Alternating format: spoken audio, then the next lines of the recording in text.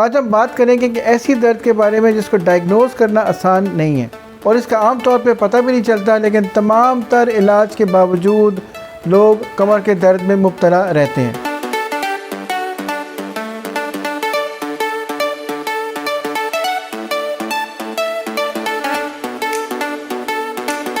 अस्सलाम वालेकुम जी, मेरा नाम डॉक्टर शहजाद करीम है। मैं बतौर associate professor Mian hospital, King Edward medical college Lahore और Ozone clinic, Singapore medical centre, Allama Iqbal town Lahore में अपने फ़राइज़ सर अंजाम दे रहा हूँ। आज हम बात करेंगे कि ऐसी दर्द के बारे में जिसको डायग्नोज करना आसान नहीं है और इसका आम तौर पे पता भी नहीं चलता, लेकिन तमाम तर इलाज के बावजूद लोग कमर के दर्द में मुब्तला रहते हैं। ये वो जोड़ है जो कूल्हे और रीढ़ की हड्डी के दरमियान होता है। इसको हम सैक्रोइलियक जॉइंट कहते हैं। आज हम ये देखेंगे कि दर्द है क्या, इसकी अलामात क्या हैं, इसकी वजूहात क्या हो सकती हैं, इसकी तशख़ीस कैसे की जा सकती है, इसका इलाज कैसे करेंगे और इससे बचा कैसे जा सकता है। सबसे पहले ये देखेंगे कि दर्द है क्या। दो हड्डियों के दरमियान जो कि सैक्रम और आइलियम है, इसके दरमियान अगर सोजिश हो जाए तो ये दर्द होता है। ये दो हड्डियाँ कूल्हे की हड्डी और रीढ़ की हड्डी के दरमियान पाई जाती हैं। 15 से 30% मरीज़ ऐसे हैं जिनको ये दर्द होती है और तमाम तर इलाज के बावजूद ये डायग्नोज नहीं होती। इसकी अलामात में चंद चीज़ें याद रखने की हैं कि ये दर्द हिप तक रहेगी, यानी बेल्ट के लेवल तक रहेगी, इससे ऊपर नहीं जाती। हिप का इलाका नम भी हो सकता है, ये दर्द कुछ नीचे भी जा सकती है और हाथ लगाने से भी इस मखसूस जगह पे दर्द हो सकती है। इसकी वजूहात में ऑस्टियोआर्थराइटिस, हमल के दौरान इस हड्डी के ऊपर प्रेशर पड़ने से इसमें सोजिश हो जाती है, जिससे भी ये दर्द हो सकती है। इसके अलावा अगर यहाँ पे ज़ख़म हो, उससे भी ये दर्द बरकरार रहती है।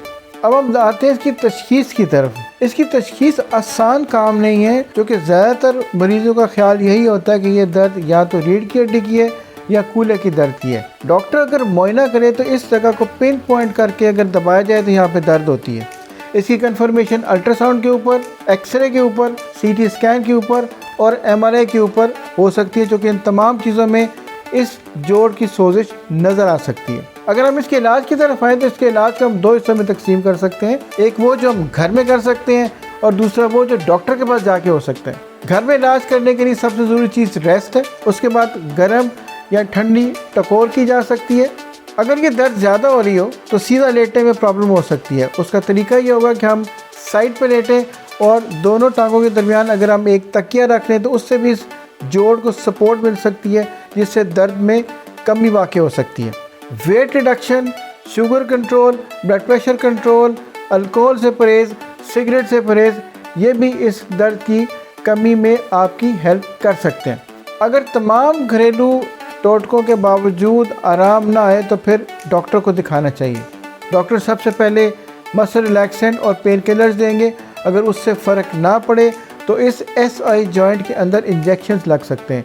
इंजेक्शन दो तरह के लगते हैं, एक स्टीरॉइड लगते हैं और दूसरा हम इसके अंदर ओजोन लगा सकते हैं। ये बहुत बेहतर रिज़ल्ट दे सकते हैं। इससे दर्द बहुत बेहतर हो सकती है, दर्द ख़त्म भी हो सकती है और बहुत अरसे तक मरीज़ बिल्कुल ठीक भी रह सकता है।